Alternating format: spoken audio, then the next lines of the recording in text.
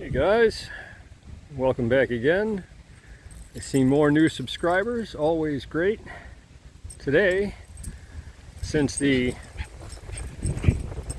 challenge is now officially over, I'm going to have the axial coyote back out, and we are down at RC Madness in Enfield, Connecticut, and we are just going to spend some time here running some lines and batteries through that thing, getting ready for the upcoming competition on the 31st. Now, this is the exact location that it's going to be held, so I mean, why not take advantage of things and get some actual practice time in on the rocks that we're going to be using during that. Of course, I don't know where the gates are going to be set up or what the progression is going to be like, but ultimately I got to get my brand new tires scrubbed in, and I mean, this is kind of dual purpose, so really no better place than this to do it. I got the other dog with me today too. Get him out, get him some time outside. All right, we'll be back in a minute once I start running.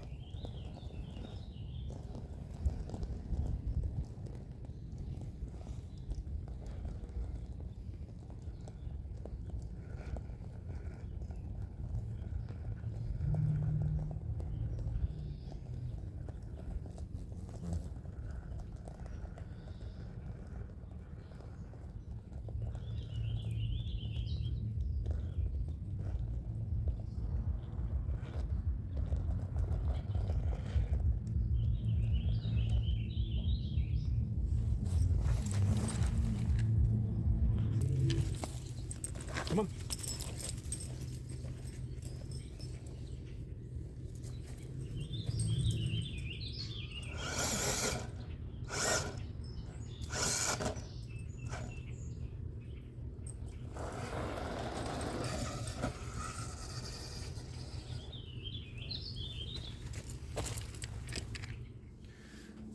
So I've been running this thing through its paces, trying to get it ready for the upcoming competition, and I certainly put some time on it today. I got about 3 batteries through it. Now that that is approaching, I've been trying to get things sorted out. I did learn a ton of stuff today. First and foremost is that these tires here that I have on there, which are basically like a mudslinger type pattern from Trail, I've done well with the same pattern on my SCX 24s, but on this truck here, I don't think that these are soft enough, even having vented the tires, to really do well on rocks. So I ordered up a new set of tires today.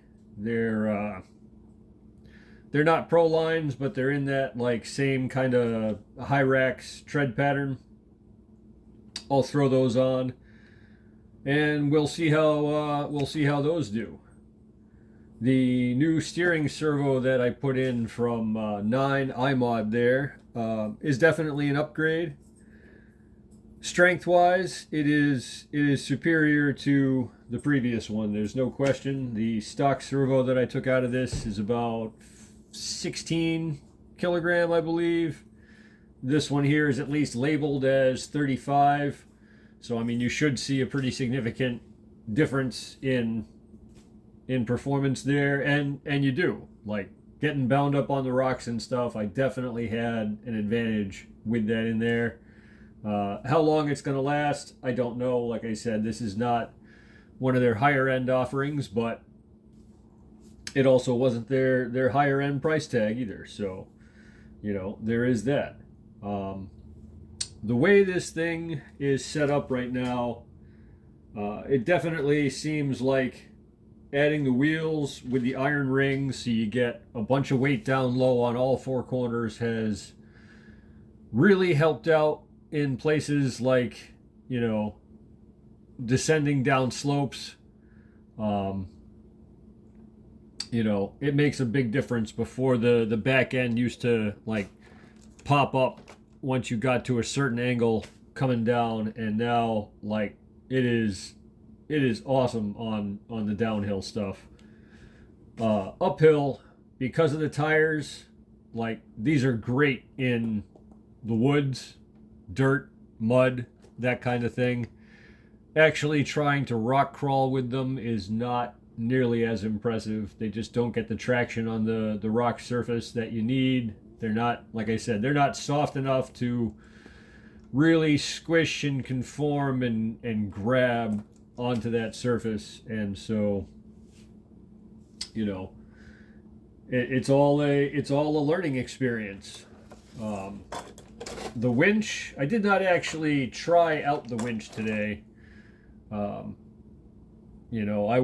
was more curious in the like baseline performance of everything that I have going on rather than playing around with that.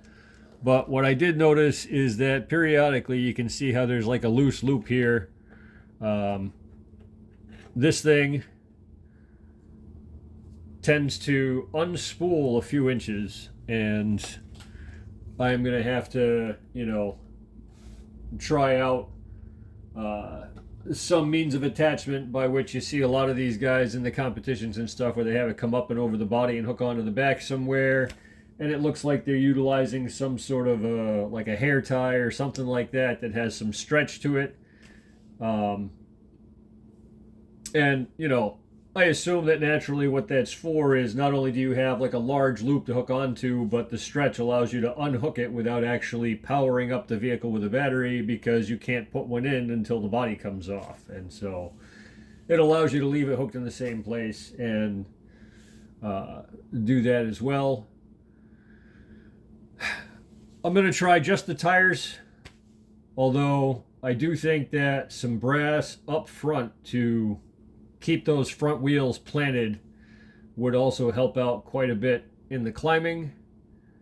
Once it gets to a certain amount of incline, I think largely what I'm fighting at this point, where, the wheels are obviously heavier than stock, but, outside of just the tires, I added like I said, a more powerful servo, which I assume means a little more weight in that servo, but I also added a winch servo. They're both chassis mounted. They're both up high on the chassis. And so I expect that once you get to a certain amount of angle, that is working against you.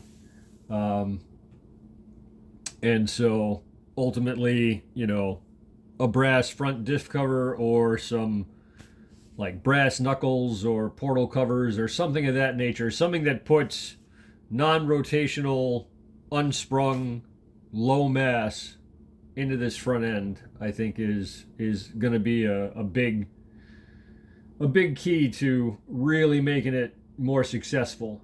And it was really interesting to kind of see everything in action today, just because, like I said, it's a bunch of changes all at once, and certain things it absolutely did a lot better.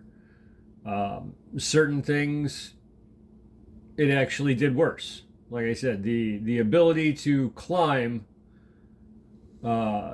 sharp inclines and go up is definitely lacking in by comparison to the stock tires. Those were a lot softer, The tread pattern is significantly different, and they just, on rocks, they offer a lot more grip than these do. So, you know, I will end up pulling these off. I'll put my new ones on.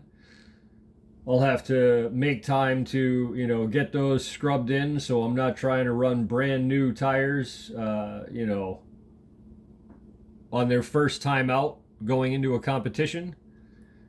I went down to RC Madness today, and basically, ran 2 batteries through it on the outdoor course, which is where the competition is going to be held.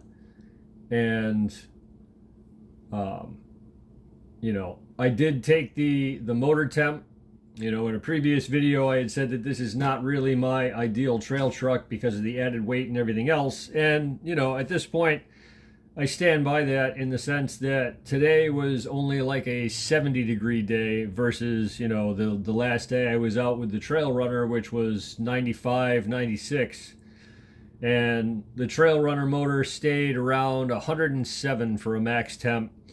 And, on a really hot day. And today, 70 degrees, just going around the outdoor rock crawling course, not running up trails and that kind of stuff. This thing here got to 112 to 114 at the hottest point, which, still is well within acceptable limits, but it certainly says that this is working a lot harder to move the extra mass around. And so,